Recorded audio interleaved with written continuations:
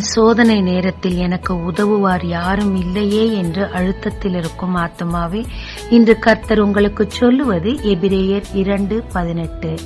அவர் சோதிக்கப்படுகிறவர்களுக்கு உதவி செய்ய வல்லவராயிருக்கிறார். மோசே, எரேமியா, தாவீது, யோசேப்பு, ஷத்ராக், மெஷாக், அபேத்நகோ, தானியேல் எல்லா சோதனை நேரத்திலும் இவர்கள் தேவனை நோக்கி கூப்பிட்ட போது அவர்களுக்கு உதவி செய்து விடுவித்து உயர்ந்த அடைக்கலத்தில் வைத்தார். உலக பிரகாரமாகவோ சரீர பிரகாரமாகவோ சோதிக்கப்பட்டு வெகு பாடுபடும் போது மனுஷர்களுடைய உதவி விருதா. இயேசு கிறிஸ்துவும் சரீரத்தாலும் உலகத்தாலும் வெகு பாடுபட்டார். உங்கள் வலியின் ஆழம், அதன் வேதனை அவருக்கு மட்டுமே புரியும். அவரை நோக்கி கூப்பிடுங்க, உங்களுக்கு உதவி செய்ய அவர் வல்லவராயிருக்கிறார். ஜெபிக்கலாமாங்க.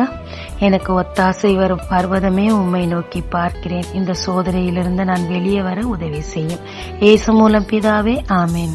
இயேசு கிறிஸ்துவின் நாமத்தில் இந்த நாளில் உங்களை